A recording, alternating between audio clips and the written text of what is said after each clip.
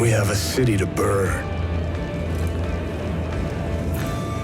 A year ago today, thank you calendar for lining up this way, we finally got Cyberpunk 2077. One of the most delayed games in existence. That's not counting stuff like Star Citizen, which has yet to actually fully release and is still selling ships that don't exist. If you don't know what I'm on about, look it up, it's great. In that not really way. But I bought into the hype. I know I have said in the past you should never pre-order, but I did, because Keanu Reeves in a game, I mean, he's breathtaking, as we all know, and so are we all. You're breathtaking! You're all breathtaking! I really bought into the hype. I love the original CG trailer they did, with the woman on the ground with the mantis blades and the shooting and chips off some of her dermal armour. I was like, this is a world that I want to live in. This is amazing. And I've played now all of the Witcher games. I think I'd played only the first one or two by the time I'd seen that first trailer. And I was like, these guys know what they're doing with RPGs. So let's do this. Let's pre-order it. And so I waited and waited and waited and waited. And finally it released, and everyone was like, oh my word, this is borked. There is nothing good about this. It's broken to hell, and I don't like it at all. And over time, we've had patch after patch after patch, and as of me recording this, patch 1.31 is the latest. There are updates that they were planning, but they've put them off till next year. As I say, as I know of recording.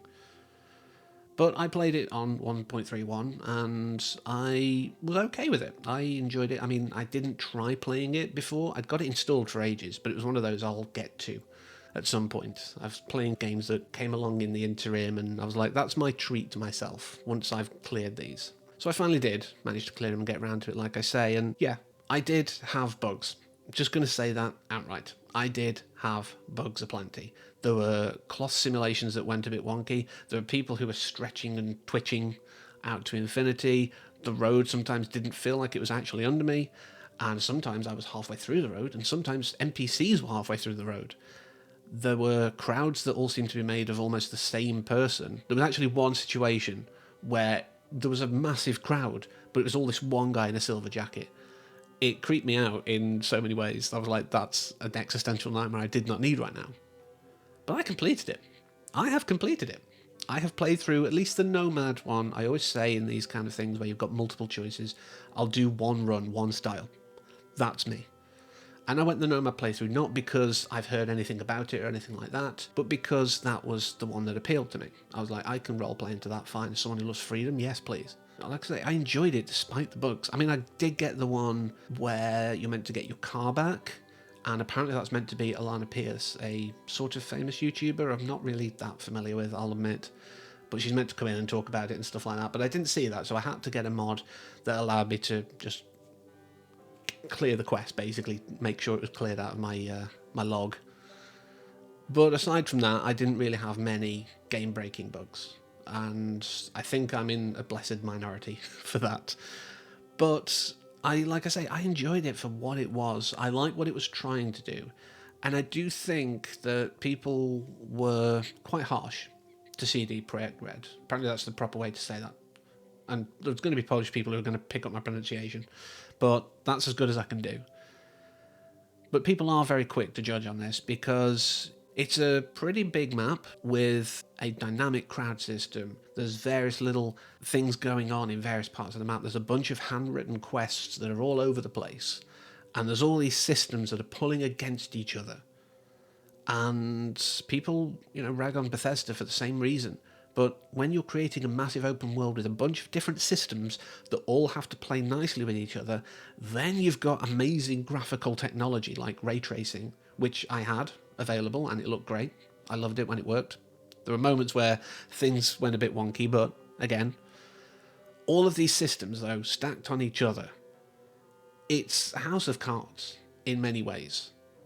Even the best programmers in the world will have little bits of code that they know are there, that if something happens to them, the whole thing crashes.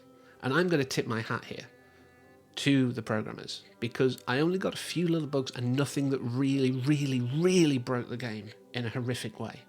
I think that's an achievement. And like I say, I haven't tried playing earlier builds, so I don't know if I'm just lucky enough that we've had now time, like a year, for them to work on it, and I'm just lucky that I've not seen anything. Okay, fine. I might be privileged in that regard. But yeah, I think they did pretty well. There is not much here that is procedural. All the quests are pretty much handwritten. The only things I think that repopulate are the little stars on the map, which are occasional little police issues to deal with. Not like the assaults and stuff that are marked, but those are this random little thing that does reoccur. Everything else is handwritten and hand-placed.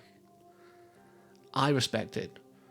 But one of the things I didn't know about this game, I thought that, Keanu Reeves, Johnny Silverhand, was going to be someone you met. It was just going to be a fun little nod, like, hey, this guy. But no, he's actually in your brain the whole game. He's like a companion that can't actually do much. He's like Lydia. There are bits where you're controlling him, some of them in the past, some of them when he's taking over your body. But it was fun to hear Keanu Reeves talk to me about some of these interesting concepts. Because this game does have some interesting concepts. It talks about the idea of death and identity. The fact that the character creator allows you to... It's not perfect, but it allows you to, say, have a mostly female body, but then male lower parts. I don't know what I'm allowed to say on YouTube anymore, so I'm just not risking it. You can do that, or you can have a mostly male body with female lower parts. You can even have a mostly female body, etc., and still be referred to as he if you wish, by just having the voice. I didn't like that. The voice denotes what you're identified as. You didn't have a non-binary option. I'd like that, please. But I went with it, it's fine. And I played this version of V, and I like the fact that we had that. But it allowed that idea of identity. You didn't have to be rigid necessarily, although, like I say, it did end up being a binary choice in the end. It's a step in the right direction. But also the idea of Johnny in your head and identity, I think, was an interesting point as well. He could take over your body. He could just basically rewrite your brain, because he is effectively a computer virus in your brain that will take it over. Your neurons will degrade and become Johnny neurons, if you will. And that idea that, I've got another side of me, what if it took over? People who have dissociative identity disorder, assuming it's not been renamed again, I apologise if it has. I'm not up to date on that if it is the case. But people who have these kind of disorders, this is kind of what they live sometimes. I mean, a lot of the times you're not necessarily aware of the other parts of your psyche, if you will. But in those cases where you are, this must be a little bit what it feels like. And again, as an outsider, I apologise if it's completely wrong. Please correct me in the comments. I'd like to be educated. Don't shout at me about it, but educate. I'm more than willing to know more about this kind of thing. But it's what I imagine it must feel like. And just the idea that this invasive thing could erase who you are. I mean, yeah, it's terrifying. And the choice that comes at the end. I mean, there's a few little choices towards the end that you make that then guide exactly how you're going to go. And again, a little more flexibility with those would be great, but the idea that even if, like the scenario I played out, even if Johnny's out of my brain, I've got like 6 months, maybe less to live. And that was a hard thing to play as. I played that last mission with that knowledge in my head all the way through. I just bombed through in one sitting the whole ending. I felt it was right, because it was like, this is a point of no return, can't go back. So I'm like, okay, let's go get through this. And yeah, it was hard. It was very heartbreaking as well. The idea that this could be it. I got one relationship with Judy. I was happy with that. I like Judy a lot. She's great. And just speaking to her towards the end and knowing that she might not have that long with me.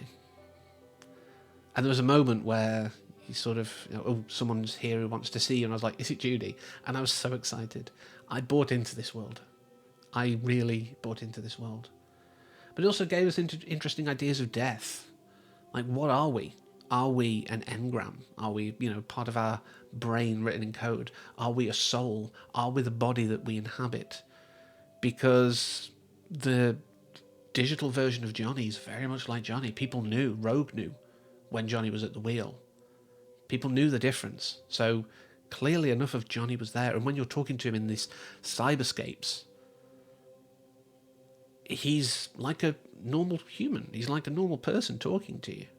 So can we be, I guess, reduced to code? I talked about this in the Chappie video, I think. It's definitely mentioned in the Chappie film. I might not have touched on it. But the idea that maybe we could copy our brains at some point and, in a form, live forever is interesting. But the beauty of life is that it does end.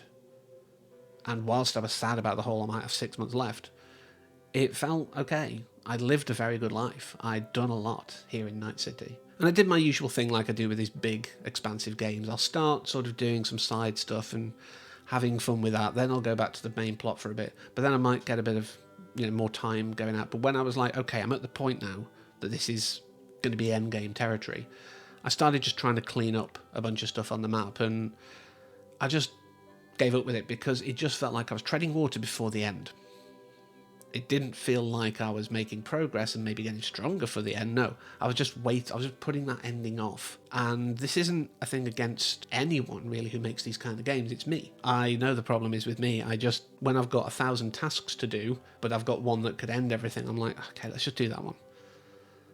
But I did sink nearly 3 days total into this of gameplay. Now, some of that was me going and making a brew. I think my actual playtime is maybe 10 hours less than GOG's Galaxy thing reports. But I don't spend that much time in the world if I'm not enjoying it. So I think it did a good job. It had its problems. There were bugs. Oh yes, there were. I had to put a few mods on to make my life a little better. And, there were things that I was going, really? Is this where we're going now? And there were things that I really went, wow, this is amazing. So if you've stand the fence with it because you've heard all the issues and you enjoy these kind of open world RPGs at the end of the day, get it. Go and get it. Get a few mods to improve your life and enjoy your time in Night City. But that's all I want to say about Cyberpunk 2077. And again, you're all breathtaking. So thank you very much for watching and take care.